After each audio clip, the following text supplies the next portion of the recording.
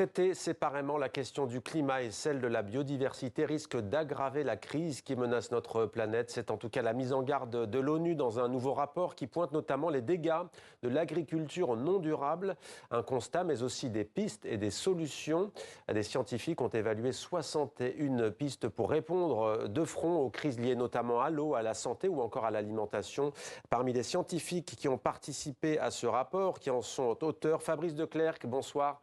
Merci beaucoup d'être avec nous en direct sur TV5 Monde. Vous êtes donc scientifique à l'IPBES, c'est le groupe d'experts de l'ONU sur la biodiversité.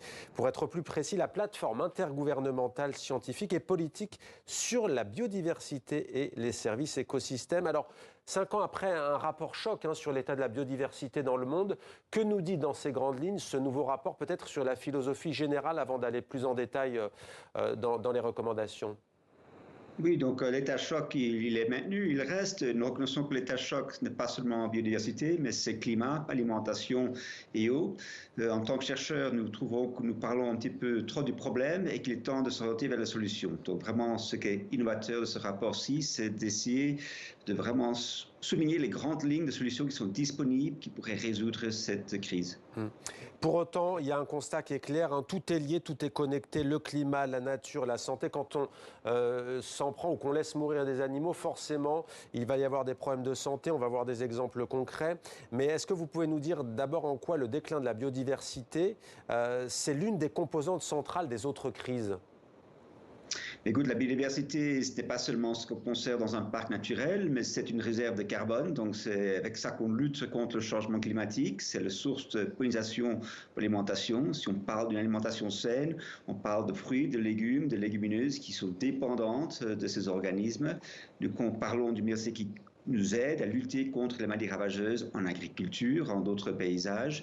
Donc, nous reconnaissons que la biodiversité n'est pas seulement quelque chose à conserver, mais qu'elle est vraiment le tissu de le bien-être humain. Et de reconnaître cette contribution, surtout à l'eau, au climat, à l'alimentation et à la santé, nous permet de découvrir des réponses.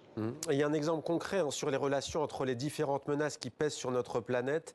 C'est l'exemple des chauves-souris aux États-Unis. Est-ce que vous pouvez nous en dire quelques mots? C'est vrai qu'on évoque souvent les dangers qui pèsent sur les abeilles, à juste titre. Là, en l'occurrence, les chauves-souris, a priori, on se dit, on ne voit pas en quoi elles peuvent être nécessaires et en quoi leur déstabilisation peut avoir un impact sur nos vies. Et pourtant, c'est le cas aux États-Unis.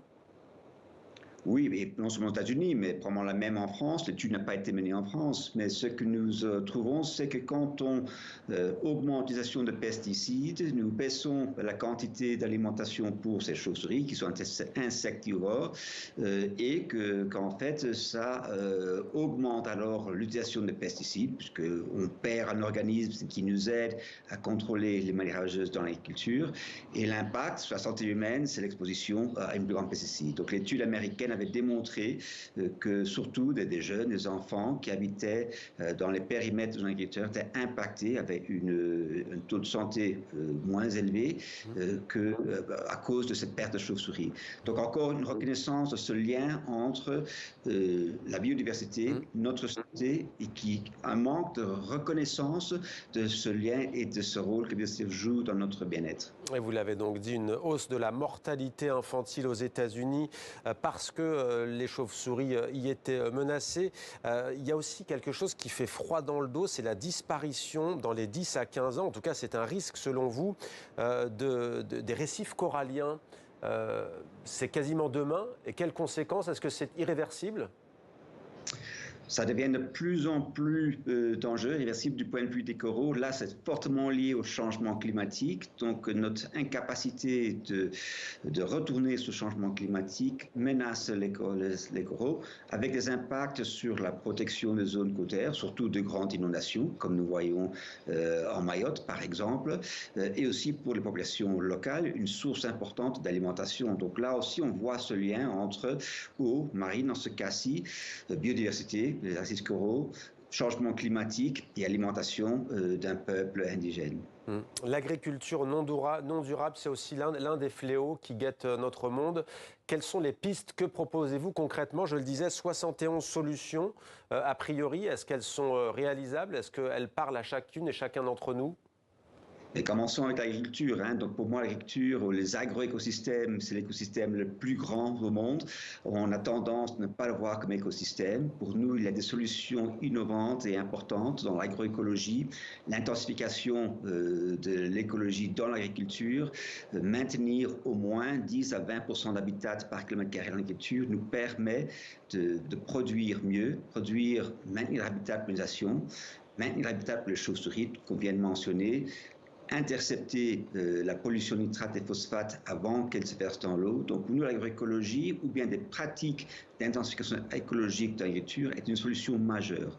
L'autre côté de l'agriculture, c'est la consommation. Et là, ce que nous voyons, c'est qu'il y a un grand écart entre ce que nous produisons et ce que nous devrions consommer du point de vue alimentation saine. Donc, si nous voulions nourrir la planète, ou même en France, une alimentation saine, nous sous-produisons ce qui est fruits, légumes, légumineuses, et nous surproduisons ce qui est sucre et surtout viande bovine. Donc, comment est-ce que nous réentrons l'agriculture, qui reste un secteur primordial, non seulement un secteur alimentaire, mais primordial dans la lutte contre le changement climatique, dans la conservation de la biodiversité, pour qu'elle devienne une source de solution à ces enjeux. Que demandez-vous aux États? Ce rapport, il s'adresse à chaque citoyenne, à chaque citoyen du monde, mais évidemment également aux États. Cela sonne comme une mise en garde. Que doivent faire les États pour prendre en considération votre compte-rendu scientifique? Oui, donc là, certainement, ce qui est unique à IPBES, c'est que nous sommes une plateforme intergouvernementale, donc scientifiques, chercheurs travaillant avec la politique.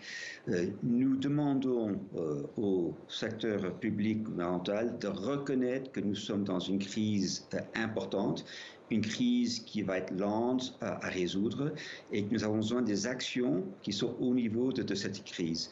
Nous voulons que les gouvernements reconnaissent l'interaction entre climat, biodiversité ou santé humaine et qui ont une plus grande coordination entre les secteurs, entre agriculture, entre santé, entre environnement, pour trouver des solutions qui sont plus efficaces, qui sont de plus en plus urgentes et qui doivent être mises en œuvre à l'échelle de cette crise. Alors en même temps, il y a un paradoxe, j'ai envie de dire, parce que vous-même, on vous présente souvent, pas vous à titre personnel, mais en tous les cas, ce groupe d'experts sur la biodiversité comme le GIEC de la biodiversité, le GIEC étant celui dédié aux questions climatiques. Pourquoi ne pas rassembler, vous, au sein même de l'ONU, pourquoi rassembler tous les scientifiques justement sous une même chapelle, entre guillemets? Écoutez, c'est une proposition qui nous intéresse beaucoup. Ce que nous avons fait avec ce rapport du PBES, c'est que nous avons inclus plusieurs auteurs du GIEC, plusieurs auteurs qui travaillent avec la FAO. Et donc, si vous voulez, d'un point de vue, ce rapport est une collaboration entre les chercheurs qui participent dans ces divers rapports. Donc, un grand pas dans ce rapport de reconnaître cette interaction et surtout de travailler ensemble entre groupes de chercheurs pour trouver et évaluer ces solutions. Ça paraît insurmontable et pourtant, j'aimerais vous lire ce que dit une de vos consoeurs, Pamela McElwee. Elle est professeure au département d'écologie humaine à Rutgers. C'est aux États-Unis. Elle est coprésidente de cette évaluation. Elle dit « Les 2/3 du résumé aux décideurs portent sur des solutions qui sont déjà disponibles, pour lesquelles il n'y a pas besoin de nouvelles technologies et qui, pour certaines, ne coûtent pas très cher. » Est-ce que vous pouvez nous en dire plus ? Écoutez, tout à fait d'accord avec Pamela à ce sujet. J'emploie, moi je travaille beaucoup dans le secteur de l'alimentation et ce que nous trouvons dans ce rapport, ce n'est pas nécessairement augmenter des nouvelles sources de revenus, mais mieux employer celles qui existent. Notre inversion dans l'agriculture en Europe, elle est énorme. Mais si nous arrivons à avoir des apports à nos producteurs pour une production saine et des produits sains, c'est non seulement maintenir le même taux que nous contribuons à la production, mais réduire le taux sur la santé publique. Et ça devient non seulement une solution de production agricole, mais ça devient une solution climatique. Donc je pense qu'une des grandes révélations de cette étude, c'est qu'en allant une plus grande alliance entre les domaines, nous avons une augmentation d'efficacité, nous évitons des silons, et à travers ces silons, nous évitons aussi souvent les erreurs ou les conséquences néfastes qui viennent d'une approche silonnée. Mais vous savez que face à vous, face aux scientifiques, aux chercheurs, aux médecins, à toutes celles et ceux qui veulent avancer vers des solutions viables et durables pour la planète, se dressent aussi des freins, des résistances. On peut penser notamment aux multinationales de l'agroalimentaire. Est-ce que ça ne passe pas aussi par des choix économiques et surtout par des lois contraignantes des États ? Oui, il y a certainement des choix économiques qui sont importants. C'est clair que cette transition, il y a des gagnants et des perdants. Donc, ce que nous appelons au gouvernement, c'est de non mettre à part ceux qui risquent de perdre ou de devoir investir dans cette solution, mais vraiment de trouver des supports, surtout dans le domaine agricole, pour faciliter cette transition. Donc pour nous, l'agriculture, en ce moment, reste un problème majeur. Nous sommes absolument convaincus que l'agriculture, l'alimentation, est une solution primordiale pour climat, santé, biodiversité et alimentation. Mais quand on voit que sur le glyphosate, par exemple, en Europe, ça n'avance pas, qu'on fait un pas en avant, un pas en arrière, est-ce que ça vous choque, vous, par exemple, la question des pesticides en Europe ? On est préoccupé par l'avance très très lent, surtout dans la pollution agricole, que ce soit les pesticides, que ce soit les nutriments, que ce soit les plastiques, non seulement du côté agricole, mais dans le secteur climatique, l'utilisation des énergies non renouvelables, fossiles. Dans tous les secteurs, non seulement l'agriculture, nous sommes préoccupés par ce progrès qui est trop lent, de notre opinion, vis-à-vis des enjeux que nous voyons. Merci beaucoup, Fabrice Declercq, d'avoir pris le temps de répondre à nos questions dans 64 minutes et en direct sur TV5 Monde. Merci à vous. Je précise d'ailleurs que ce rapport, dans son intégralité, il est diffusable. Il est diffusé d'ailleurs depuis cet après-midi sur Internet et sur le site de ce groupe d'experts de l'ONU sur la biodiversité, PTBES. Voilà donc pour l'environnement.